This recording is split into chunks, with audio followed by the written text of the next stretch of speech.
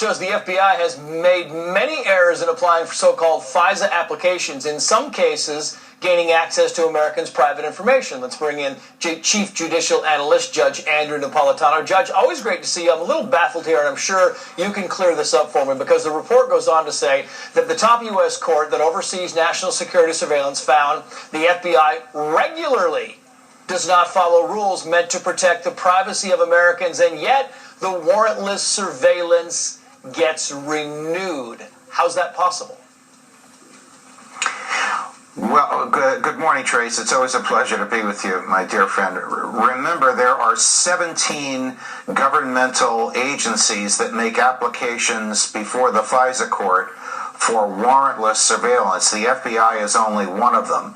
But the FBI has been in the court's crosshairs, so to speak, because of its catastrophic blunders, probably motivated by politics, although the FBI denies it, in its efforts to use the FISA court to get surveillance over the Trump campaign and over the Trump administration. From and after that time point, we're talking about November, or the fall of November 16 and into the Trump presidency in 2017, the FISA court reviews the procedures of those who make applications before it.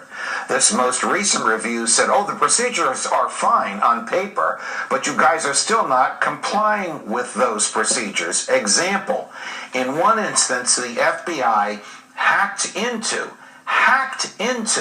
the emails of 16,000 Americans, and it found actionable intelligence in only 7 of them. The court blasted the FBI for that, but still lets them do it. So of what value is this court if it knows that the applications before it are defective and the people coming before it are breaking the laws they've sworn to uphold, and it lets them continue to do so? Yeah, it's frustrating for a lot of people, I'm sure, Judge. I just want to move on to subject number 2 here, because this also is one of those things that's going to go on and on and on and on. Wall Street Journal is saying that, talking about the election, that if it comes down to it, they're quoting here, if the presidential election is decided by a whisker, with Donald Trump or Joe Biden leading by some thousands of votes in a few states, a court ruling could prove decisive. The pivotal jurisdictions will be flooded with Republican and Democratic lawyers, and the resulting chaos could resemble the 2000 Florida recount with smudged postmarks as the new hanging chads. We could be here in December, Judge, still wondering who in the world the next president's going to be. So the Wall Street Journal's point is this, and I think it's a valid one. Remember, there is no one election for president. There are 52 elections. I'm counting Puerto Rico and the District of Columbia. And each of those jurisdictions run their own elections. Some of those jurisdictions let you mail in a ballot. Are you ready for this? As late as November 2nd. That's Monday. That's the day before Election Day. So it's supposed to arrive before Election Day. The Constitution says there's only one day for an election. You can't vote after the election. So that's going to be the dispute. When was this mailed and when did it arrive? When the states wrote these laws, they gave the voters way too much time in which to cast those ballots. That's the essence of the Wall Street Journal's complaint. And I want to just put this up in the screen, because to your point, and maybe even one better here, this is for 2020, the primaries. 558,000 absentee ballots were rejected. In the 2016 general election, 318 plus thousand absentee ballots were rejected. Your final thoughts on this, Judge?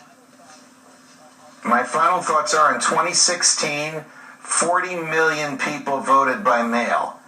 In 2020, 80 million people will vote by mail. So take those problems and multiply them at least by 2. Yeah, and very quickly, they're giving me some time to put this up here, because you talked about this, Judge. Just so that for the context of our audience, voters in 10 states can request absentee ballots on November 2nd, one day before the election. And a little point of note here at the bottom, April through June, 1.6 million pieces of election mail were delivered late. Judge, I'll give you one final thought. We have to be wary about this, and if the states are interested in secure elections, they will change their rules, get ballots into people's hands, and tell them the ballots have to be in by 10 days before Election Day, otherwise we're not going to be able to count them. Judge, great to see you. Thank you, sir.